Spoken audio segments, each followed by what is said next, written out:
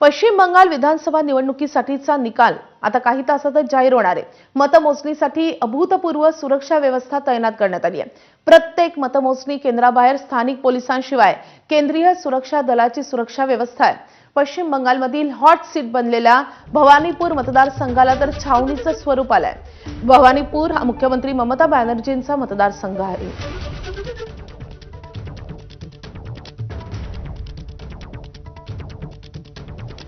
पश्चिम बंगाल विधानसभा निवडणुकीसाठीची मतमोजणी आज होत आहे आणि प्रत्येक मतमोजणी केंद्राबाहेर कडेकोट सुरक्षा व्यवस्था आहे। 3 स्तरांमध्ये ही सुरक्षा व्यवस्था आहे। सर्वात आधी स्थानिक पोलीस सुरक्षा व्यवस्था करत आहेत आणि त्याच्यानंतर मग केंद्रीय सुरक्षा दलांची 2 स्तरांची सुरक्षा आहे। सध्या आम्ही पश्चिम बंगालमधील भवानीपूर विधानसभा मतदारसंघातील जी मतमोजणी ज्या ठिकाणी होणार आहे, सखावत मेमोरियल शाळा त्याच्या समोर आहोत आणि या ठिकाणी तुम्ही पाहू शकता की प्रत्येक व्यक्तीला तपासणी करून त्याचे डॉक्युमेंट्स तपासूनच आतमध्ये सोडले जात आहे। सर्वात जास्त हॉट सीट जी आहे ती भवानीपूर आहे आणि त्यामुळे आज जेव्हा सकाळी दोन्ही पक्षाचे आणि इतर उमेदवारांचे जे काउंटिंग एजंट्स आहेत ते मतमोजणी केंद्रामध्ये प्रवेश करण्यासाठी या ठिकाणी पोहोचले आहे। प्रत्येकाचे डॉक्युमेंट्स आणि आय कार्ड जे आहे ते तपासले जात आहे। कोणालाही तपासणीशिवाय आज सोडलं जात नाहीये। विविध पक्षाचे जे कार्यकर्ते आहेत ज्यांना इथे प्रवेश नाकारला जात आहे ते पोलिसांशी वाद घालताना सुद्धा दिसत आहेत। मात्र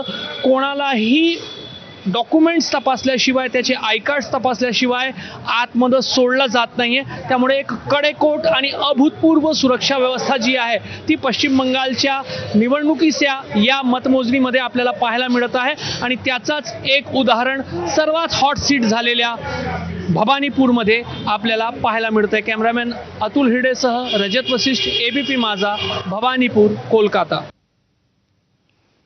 तर थेट पश्चिम बंगालमधून आपले प्रतिनिधी रजत वशिष्ठ सध्या आपल्या सोबत आहेत। रजत, पश्चिम बंगालची यंदाची निवडणूक ही अनेक अर्थांनी वेगळी ठरलेली आहे।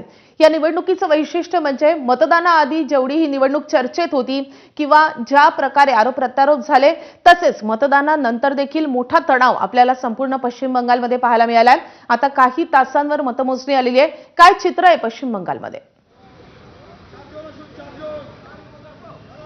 निश्चितच माधवी, ज्या पद्धतीने पश्चिम बंगालची निवडणूक रंगली, एका प्रकारे देशातली सर्वात मोठी निवडणूक ही झालेली आहे आणि सध्या आम्ही भवानीपूरमध्ये आहोत आणि या ठिकाणी विद्यमान मुख्यमंत्री ममता बॅनर्जी आणि विरोधी पक्षनेते शुवेंदू अधिकारी यांच्यात लढत आहे। त्यामुळे या हॉट सीटवर सर्वांचं लक्षच आहेच। मात्र तुम्ही थोड्या वेळापूर्वी जो ममता बॅनर्जी यांच्या एक्स पोस्टचा उल्लेख केला, तर ती एक्स पोस्ट जी आहे ती अत्यंत महत्त्वाची। रात्री 1:12 ममता बॅनर्जी यांनी ती एक्स पोस्ट केलेली आहे आणि त्याच्यामध्ये त्यांनी सर्व कार्यकर्त्यांना सजग राहण्याचा निर्देश तर दिलेला आहे। सोबतच ज्या ठिकाणी गडबड वाटेल, थोडीशी गडबड वाटेल, तिथे लगेच घेराव घाला, तक्रारी करा अशा सूचना दिलेल्या आहेत। त्यामुळे या एक्स पोस्टचे आणि नेत्याच्या या निर्देशाचे परिणाम आज काय होतात कार्यकर्त्यांवर आणि मतमोजणीच्या प्रक्रियेमध्ये त्या संदर्भात काय परिणाम येतात ते पाहण्यासारखं असणार आहे। दुसऱ्या बाजूला भाजपचे जे नेते आहे, आज भाजपच्या सर्व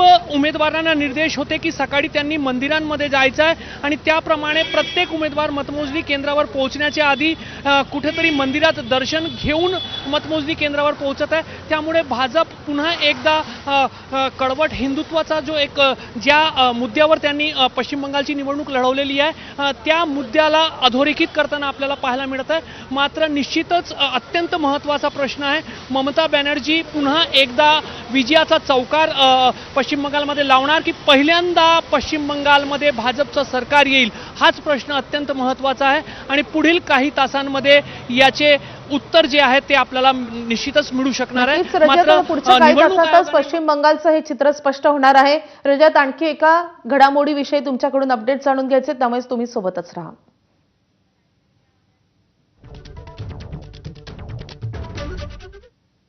तर तमिळनाडूमध्ये 234 जागांसाठी आज मतमोजणी होतीये।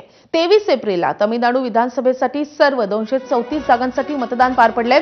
एकूण 84.69% मतदारांनी मतदान केलंय। तमिळनाडूमध्ये मुख्य लढत